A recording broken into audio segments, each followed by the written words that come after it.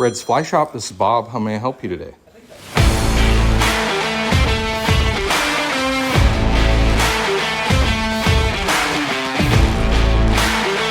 Look at that.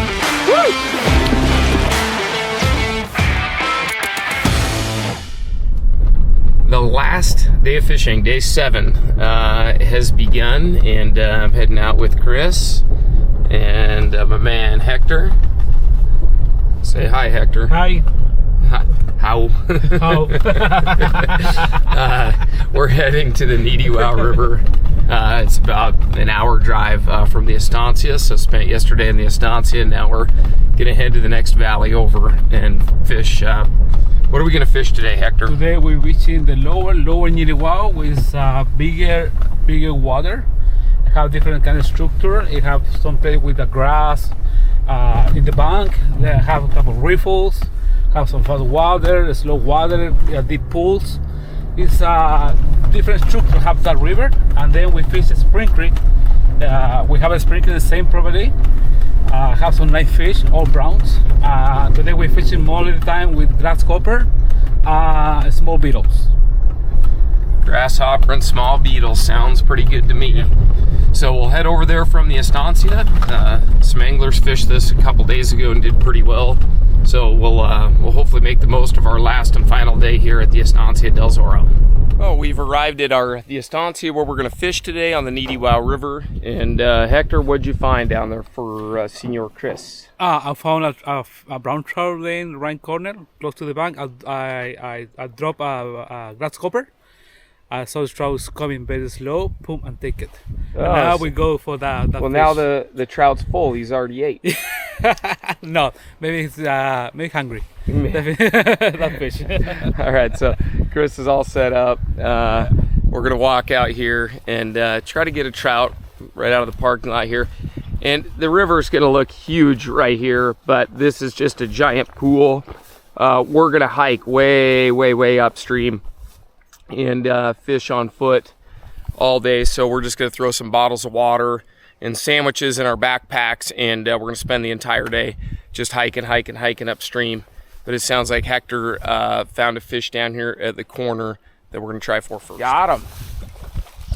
It's a good way to start.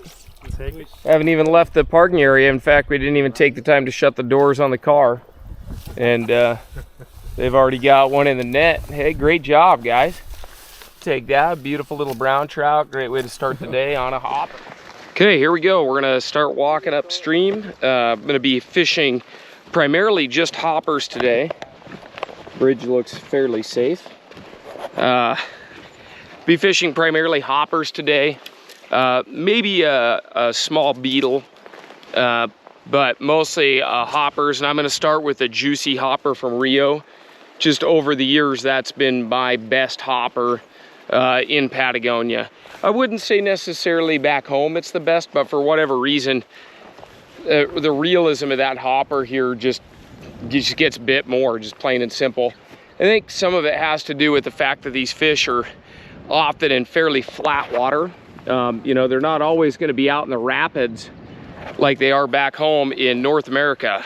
These fish are not subject to predation by ospreys and herons, and so they don't mind sitting back in some of these slick waters and these flat waters, and so they really do get a chance to size up the hopper.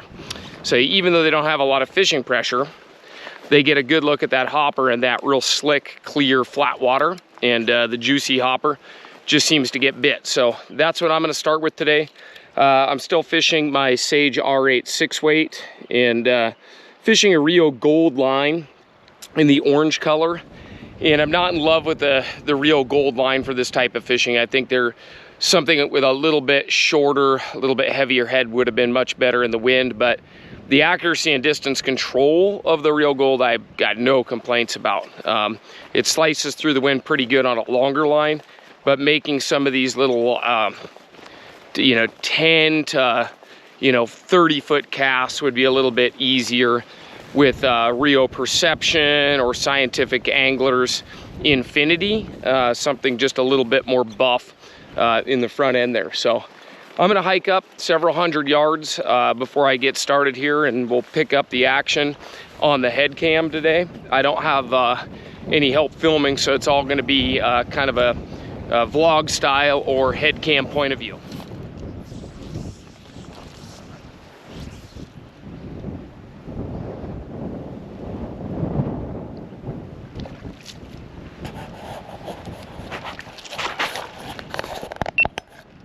All right, that didn't take too long. I missed one. Oh, and of course I snag in the sheep fence back here. Hey, that was awesome though. That didn't take too long. I spotted that fish out there and then just basically sight cast to it. I'm gonna set this hopper right on top of him basically. Come on. Just the most subtle movement. Just the subtlest twitch. Okay, that's a nice brown. Subtlest twitch you can muster. And just let it sit, let him think about it. He's sitting right on the, oh, there we go, got him. Oh. Are you kidding me? I'm having a tough time keeping these fish on, but that was so cool. That fish was just lurking around. This water is dead still, and these brown trout will just cruise right up along the banks and circulate through there. That was insane. That was so cool. The fish are sitting in this dead slick water. There's current. I've got a few in the current, but it's so cool. I'm just stalking down this slack water basically, looking for fish, and fishing hoppers right up against that shoreline over there. Okay, the fishing actually got pretty tough. I stung like 4 nice fish right off the bat. Then I fished about another hour with hardly anything. I tried a big beetle, probably my favorite beetle I fish in Patagonia, called the Rio's ground beetle. And there are lots of hoppers, but even the hopper bite slowed down for me. So I'm gonna dig into my box, and I'm gonna go with a super big hopper. Just something big, the biggest juicy hopper that I have. I think it's only an 8.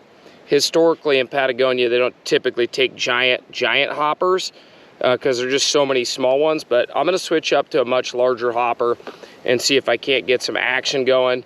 Morning was really good, and then it got kind of slower for a little bit, so I'm gonna mix it up and see if the big boy gets him looking up.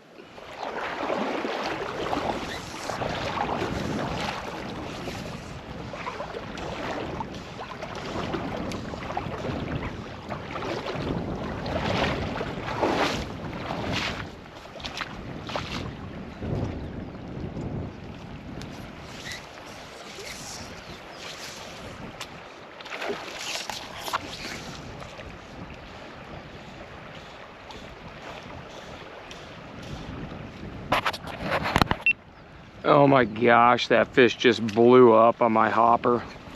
I was ready. I'm just having a heck of a time sticking them today. I've just been walking up these banks, just smacking my hopper up the shoreline, and that thing just absolutely pounded it. I just have had bad luck on getting the hook to stay in them. I don't know what's going on. Fish just aren't hungry for my hopper today, apparently.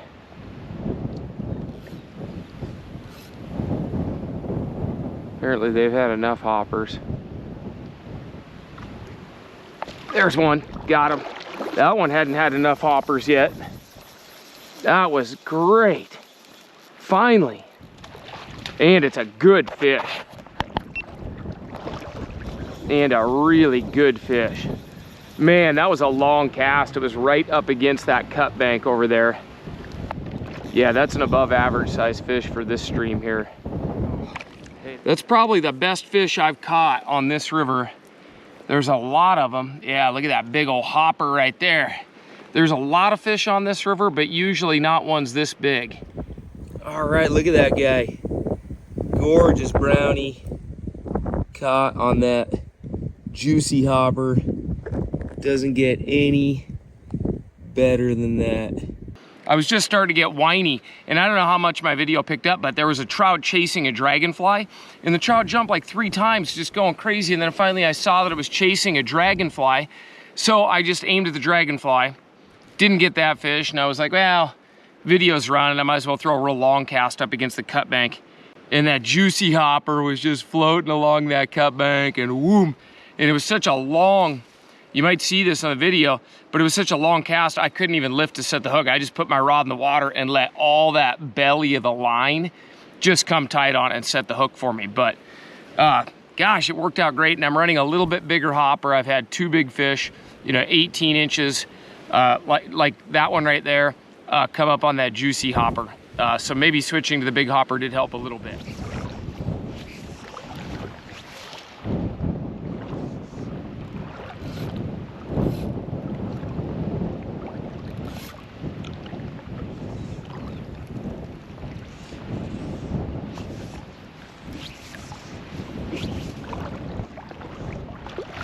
There's one. Oh, another. That's the fish that was chasing the dragonfly.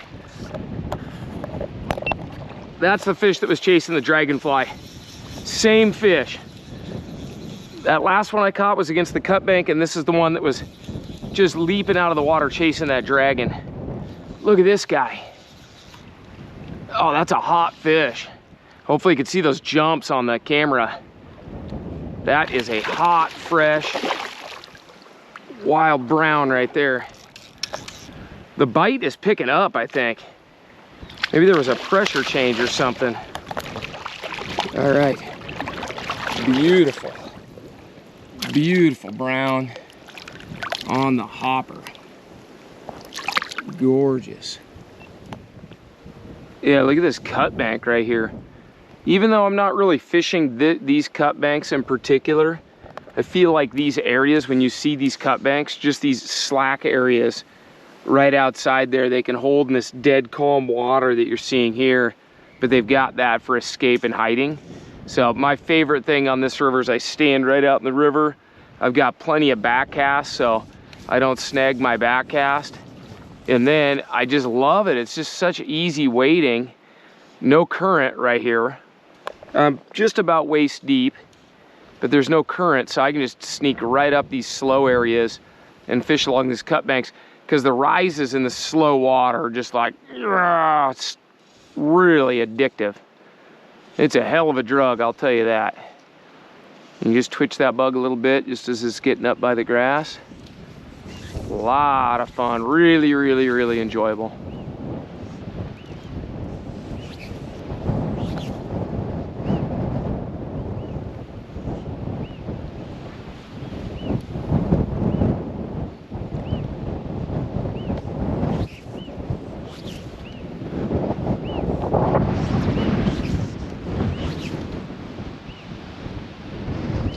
Nice.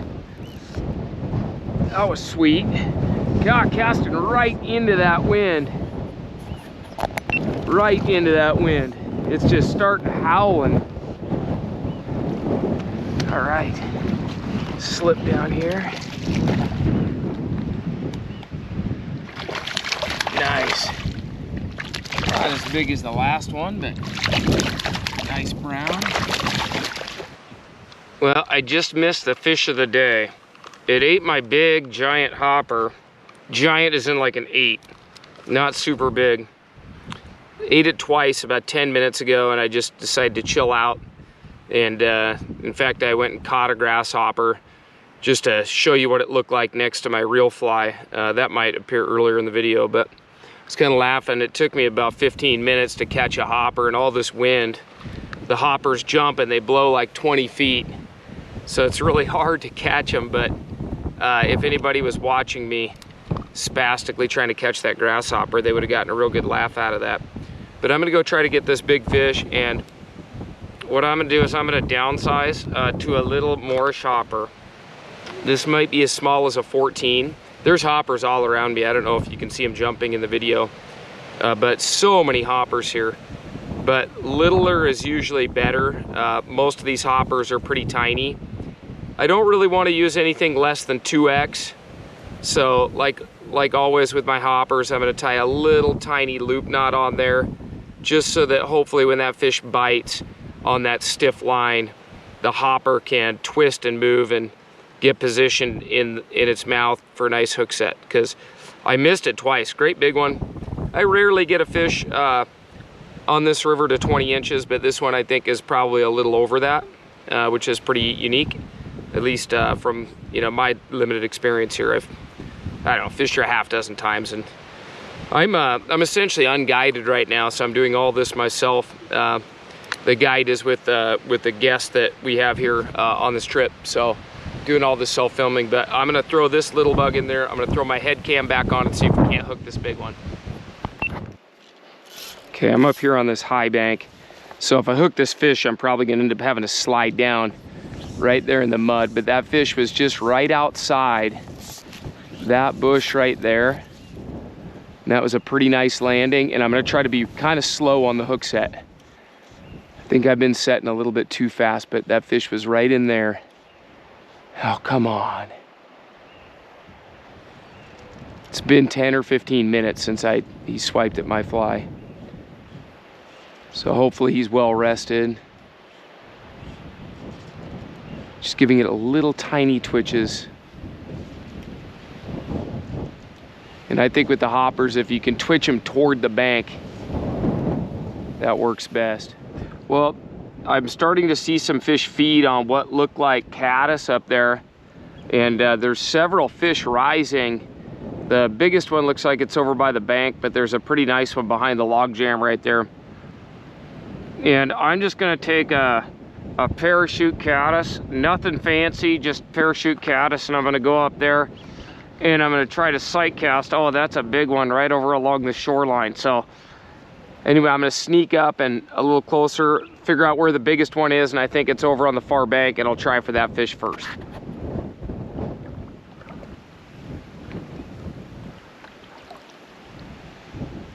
Okay, there are a couple of absolute slobs. That's a pretty big one, but there's one that looked like an absolute slob right there. And that one's big, that came up by the bank right there. But there was one just short of that. I gotta set that fly down real soft. That's a big one too that came up right there. Okay, I'm gonna switch back to this one. There's some small fish mixed in here, so I gotta make sure I don't hook a small one and spook all the larger fish. This is awesome.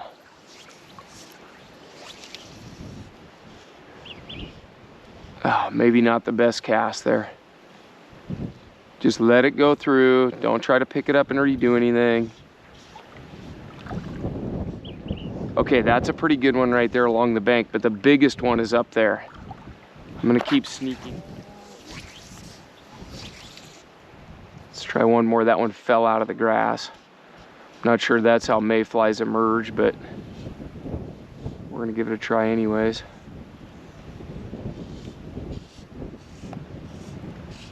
All right, maybe I'll go try these. There's some smaller ones feeding over here. Maybe I'll just do like a little pattern check and see if those mayflies, or that smaller, yeah, even the smaller fish aren't touching that fly. I need to change flies.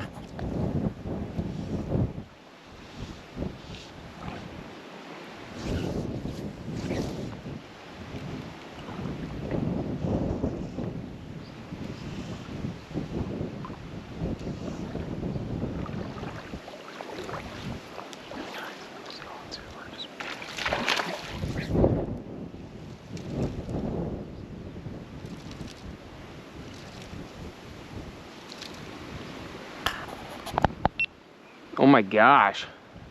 Hope you caught that. That was a crazy eat in this shallow water. I was just walking back to the shore. I had no luck with my mayflies, no luck with my caddis. I put a little hopper back on, then threw that fly up, twitched it out of the grass. And man, that brown just somersaulted for it. I think he totally missed the fly. He was just blew up on it, totally out of the water.